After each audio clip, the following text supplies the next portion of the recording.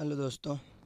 अब आज लेकर आए हैं हिस्ट्री में आपका मुगल काल की कहानी थोड़ा सा हम स्टार्ट करते हैं। तैमूर के मृत्यु के बाद मध्य एशिया में अनेक छोटे छोटे राज्यों का उदय हुआ, जिसमें उन्हीं राज्यों वंशों में से एक था आपका मुगल वंश। और मुगल वंश के शासक का आना हुआ।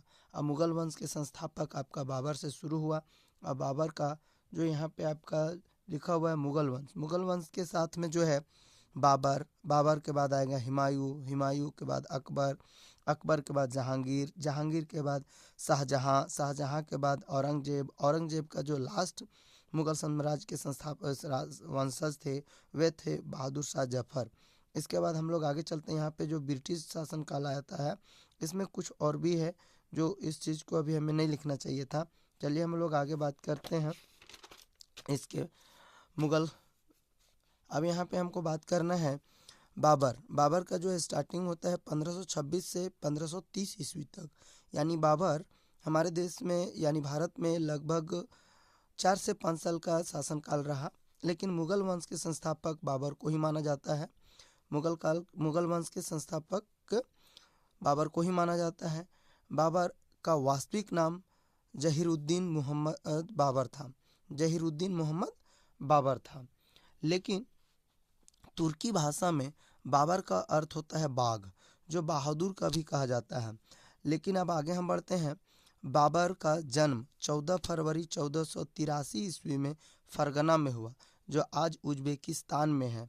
और जो इसके इसके पिताजी शेख मिर्जा तैमूर वंश से था। इसके पिताजी शेख मिर्जा तैमूर वंश से था। और इसकी माता कुतुलुब निगार खान, जो चंगेज खान के वंशज थी। और चंगेज खान मंगोल वंश था। तुर्कों और मंगोलों दोनों के रक्त मिश्रण के वंश का कहा गया है मुगल। बाबर अपनी दादी के एहसान दौलत बेग के सहयोग से वह 11 वर्ष की उम्र में 1494 ईस्वी फरगना का शासक बना। यानी वहाँ एक छोटा सा था फरगना, और वहीं से उसका शुरू होता है। और उन्होंने अब नेक्स्ट आगे हम लोग बढ़ते हैं। बाबर ने मिर्जा के उपाधि की धारण किया। बाबर ने 1501 को जीत लिया, लेकिन यह 8 महीने बाबर एक जीत लिया। यहाँ पे एक नाम हमने छोड़ दिया है, उसको थोड़ा सा मेरे जहन से निकल गया था। इसके बाद हम आपको फिर बता देंगे आगे वाले वीडियो में। तो बाबर ने काबुल और गजनी पर अधिकार कर लिया। बाबर ने काबुल, जो आज अफगानिस्तान की राजधानी काबुल है, और गजनी पर अधिकार कर लिया। 1507 ईस्वी में बाबर ने मिर्जा की उपाधि छोड़ बादशाहत की उपाधि धारण किया। बादशाह जिसको बोलते हैं, यहाँ पे बादशाह था लेकिन हमने आपको बादशाह लिख दिया। बाबर को भारत की ओर आक्रमण करने के लिए मजबूर होना पड़ा, क्योंकि उसके पड़ोसी जो राज्य थे और उसके जो शासक थे वो उससे हमेशा लड़ते रहते थे। लड़ने का बहुत सारा रीज़न था कि पारसी और चंगेज चंगेज अलग अलग वंशजों के कारण जो है उसको बहुत सारे समाज की त्रुटियों को झेलना पड़ता था।